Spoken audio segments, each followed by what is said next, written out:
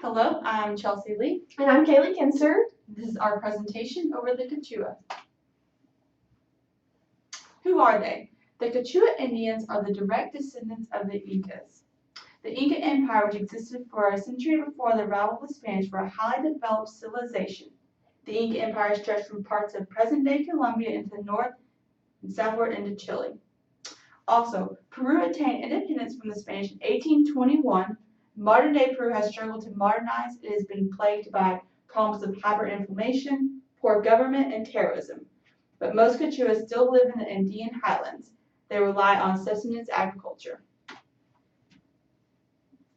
The Quechua migrated, built south along the ridges and valleys of the Andes Mountains, which is right here where the green is highlighted, and east into the rainforest of the Amazon Basin, and this is the rainforest, what's green, so the East Basin is about right here.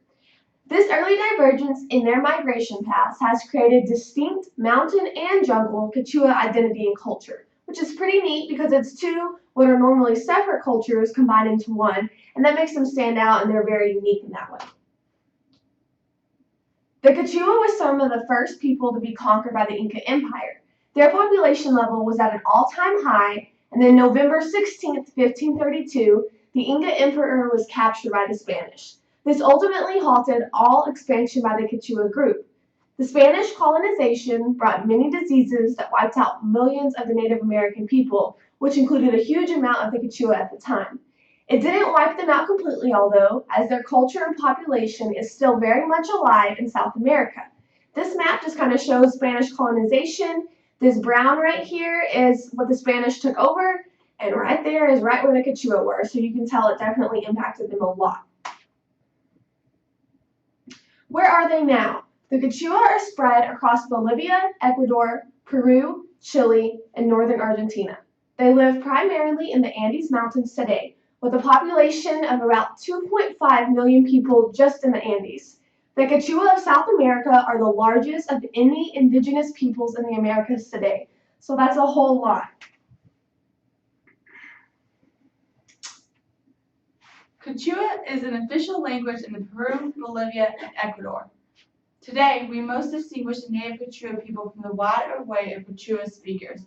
The grand total of both combined is somewhere around 7.5 million. Since many speakers of what are now dead language, they later adopted the Quechua as their language. The number of Quechua speakers in Peru is estimated at 4.5 million, approximately 19% of the total population. Their environment. Their geographical conditions are different for the Quechua. The mountain valleys, there is rich soil and access to the water that is suitable for farming. Although most Quechua, however, live on stark, steep slopes of the central Andes. Here the soil is poor, the wind is strong, and the weather is cold.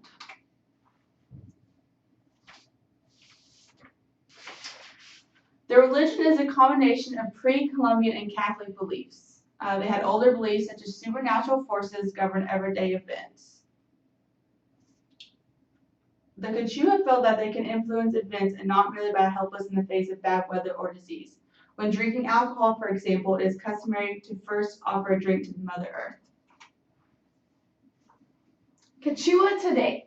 Spanish colonization created mixes in Quechua culture.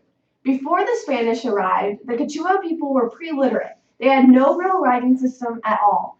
Intermarriage was practiced between the two cultures, and from those two cultures, combining became an entire new ethnic group. It's called the mestizos.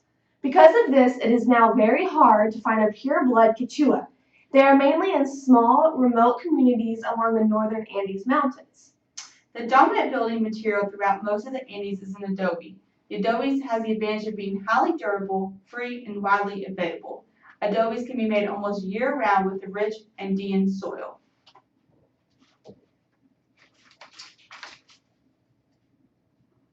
Here we have a video of the Quechua celebrating a great many religious festivals, national holidays, and birthdays.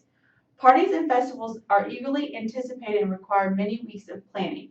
Many festivals involve up to 8 days of drinking, feasting, and dancing.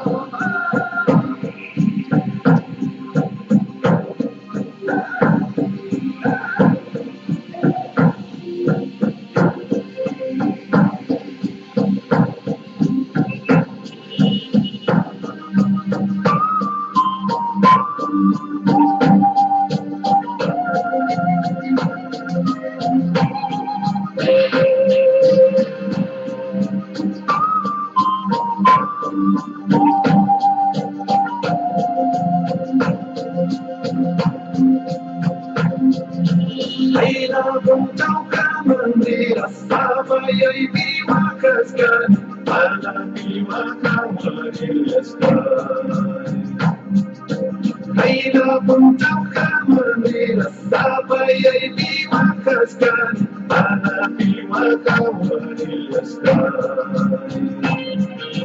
Wakayayani, sabay yakiyayani.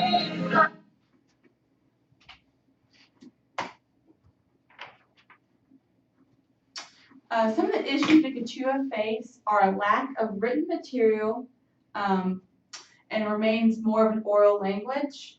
The Quechua speaking population are having to shift to Spanish. One reason is in their schooling systems. Most schools speak Spanish and do not speak Quechua. Another is that the IBE, which is the Intercultural Bilingual Education, is coming into Bolivia, Ecuador, and Peru and having meetings with the Quechua speaking population and trying to shift them to Spanish for a purpose of a social advancement.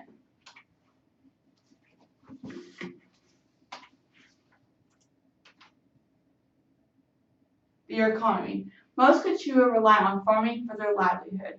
They farm mostly corn, potatoes, and grain. They also do quite a bit of herding, and they rely on trade. There is a weekly market day, which is essential to their economy in their village. They use both llama and sheep wool. The Quechua are skilled weavers. Their products are increasingly in demand for the tourist and export markets. Some sample words. In English, tin. In Quechua, it's chunka. Yes in English is Ari in Quechua. And he gives is ku. So that's kind of interesting to know. Their future. Little has changed over the centuries with the Quechua people. They don't have very much contact with the outside world other than a battery-powered radio. Obviously, that means they're very behind culturally. Their main means of transportation are rivers, as there are limited amounts of roads. They choose to remain isolated, which does not show a very bright means for the future. They are very behind technologically, and they're not doing a whole lot to change this as of right now. Most Quechua consider having about 3 to 4 children, but end up with about 10 or more. So that's kind of how their fertility is, due to the limited access of both birth control. Although there are a lot of people with this ethnic background, the true full-blood Quechua do not wish to conform to the rest of the world. Their land has been enroached by oil companies for the past 40 years. Hasn't really been a big deal for them specifically until today. Due to the lack of education, they don't realize the impacts of what this is doing to their land and to their people ultimately. And recently they have formed with organizations that have brought these issues and causes to the world's attention. This meaning that people are starting to actually hear about Quechua. If you're like us, we had never heard about them until this project. These organizations are really trying to, bring them out and let them know what's going on. Hopefully they can receive help and get up to date with the world today. But as of right now, there's no true way to see if their future is very bright or not. Hitting more on their education. In Peru, their formal education is required until the age of 16, but in the more rural areas, the percent of students who finish their schooling is much, much lower. This is mostly because the children play a valuable role in the household and agriculture tasks, and they cannot spare their children. They have to use them for all their, outdoor farming. And as I said earlier, that a further problem is that the Quechua children, speak their native language, and most schools are teaching with Spanish as their primary language. Little fun facts. In Star Wars, Greedo used a simplified version of Quechua when talking to Han Solo, and in the Indiana Jones and the Kingdom of the Crystal Skull, and he had a conversation with the Peruvians using Quechua. All right, there's our sources. That's pretty much it for Quechua. We hope you learned something because we were clueless on it and we're very interested now. It's kind of cool what's out there and we don't know about. The world's a lot bigger than, what we see. So that's about it. Yep, thank you for listening.